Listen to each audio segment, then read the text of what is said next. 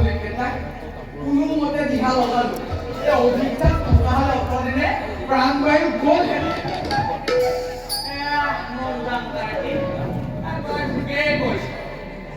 চকুৰ আগতে দিনবোৰ কেনেকৈ সলনি হ'ল আগতে অজ মহাৰাজৰ দিনত এইখন ঠাইতে কম মুখ কৰিলো নে মাছ অলপ সৰু আছিল কাছ অলপ সৰু গাখীৰ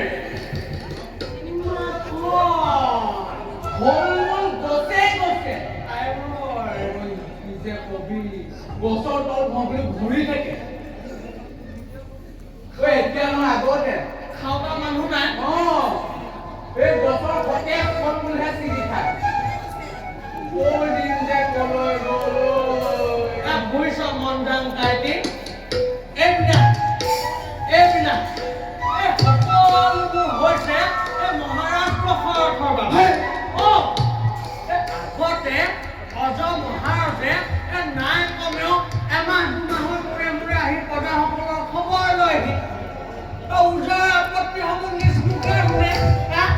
দুখীৰ বিচাৰ হওক খাইতে সমাধান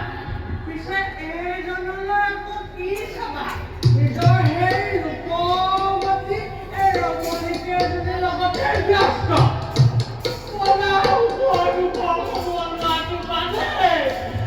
ৰাজ্যত কি হৈছে সেয়া ক'বই নোৱাৰে সেইকাৰণে বুজিছ কাৰ্তিক পাপ লাগিছে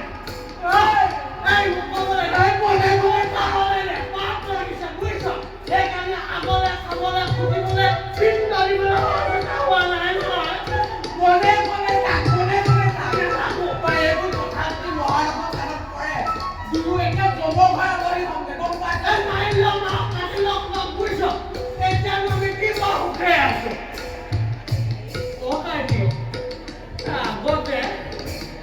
আগতে আমি এইখন ঠাই কম মুখ কৰিছিলো নে যোৱা 5 বছৰ অনাবৃষ্টিৰ ফলত আমি কি জীয়াটো জীৱন মুখ কৰিছো আমিহে জানো একো নুবুজে নকৰতো যায় ইয়াত দেৰি কৰি থাকিলে নহ'ব বুজিছ মানুহজনী আৰু ল'ৰা ছোৱালীকেইটাই ৰাজ্য সিপাৰে থৈ আহিছো মই যদি ইয়াত দেৰি কৰো ভোকতে মৰিব ভাল ন বৈ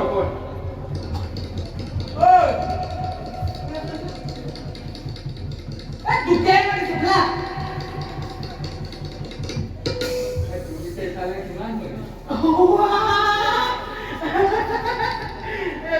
কি ভালে কোন ফালৰ কথা দিছো আকৌ এইফাল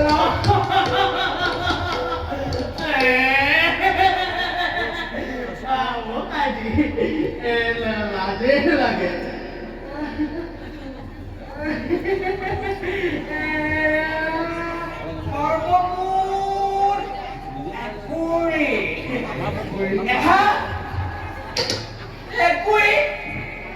মন্দাম কাৰ্য তোৰ মানুহটো বৰ ভেলাং কিন্তু দেই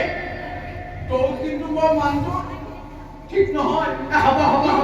যেনেকে আহল বহল তোৰ মনটোও আহল